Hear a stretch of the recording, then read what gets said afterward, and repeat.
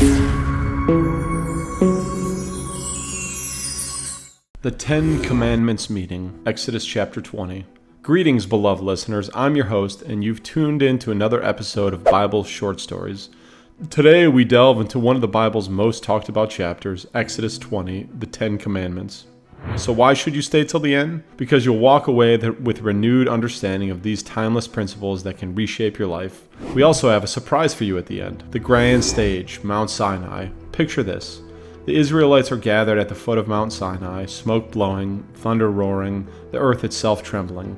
God's voice breaks through, and God spoke all these words saying, Exodus 21. This is no ordinary moment. This is a divine revelation at its peak. A code for humanity. The grandeur of Mount Sinai serves as a celestial stage. These aren't just mere rules. They're the cornerstones of our very civilization, reflecting God's design for a balanced and fruitful human life. The first commandment, you shall have no other gods before me. Exodus 23. One God, one focus. The first commandment isn't just about the Almighty asserting His primacy. It's a reminder that in our lives, cluttered with so many distractions, from technology to wealth, we need a focal point that provides real meaning. God. The second commandment, you shall not make yourself a graven image. Exodus 24. Beyond the physical. In the present day, when we fetishize material wealth or even social status, this commandment is a nudge to lift our sights to the more complex spiritual truths that material things can't capture. We should not idolize anything other than God. The third commandment, you shall not take the name of your Lord God in vain. Exodus 27. Respect in utterance. Words carry energy. They create realities. This is the nature of the Logos. This commandment nudges us to respect the sacred, to not dilute divine reverence with careless speech, respect the word, and respect God with it. The fourth commandment, remember the Sabbath day to keep it holy. Exodus 28. Sacred pauses. This isn't merely about religious observance. It's about the universal human need for rest and rejuvenation. In an age of burnout, honoring the Sabbath is a radical act of self-care and communal well-being. Protect it and keep the Sabbath day holy. The fifth commandment, honor your father and your mother. Exodus 20:12. The roots of respect. The family is the first social unit, a microcosm of society. Respecting it forms the basis for a respectful community. This commandment sets the tone for how we engage with all forms of authority and community. Respect our elders, respect our legacy, and setting the tone for those around us. The sixth commandment, you shall not murder. Exodus 20:13.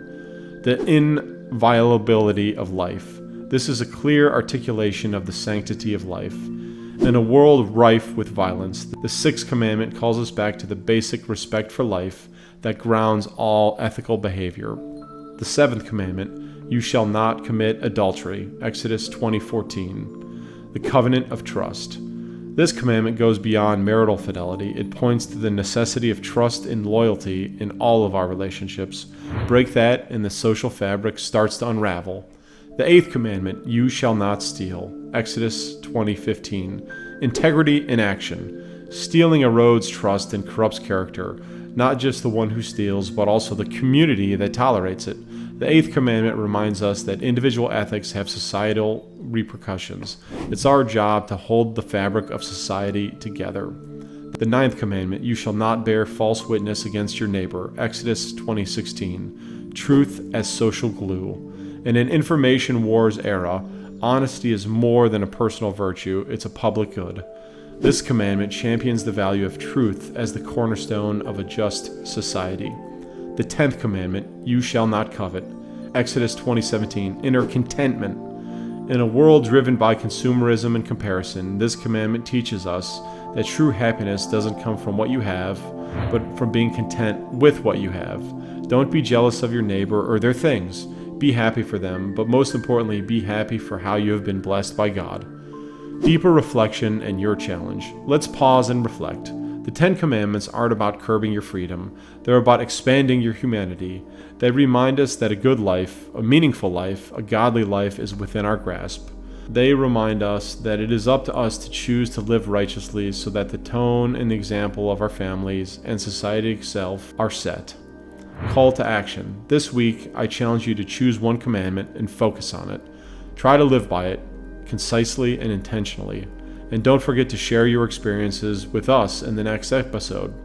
Signing off, we've delved deep into the 10 Commandments, dissecting each one and examining their timeless relevance. Thank you for joining us today at Bible Short Stories. Until next time, let the commandments not be a burden, but a blessing in your life. So there you have it, folks, the 10 Commandments in all their majestic complexity. Blessings to you all. If you've enjoyed this video, please like and subscribe our channel. Bible Short Stories, signing off.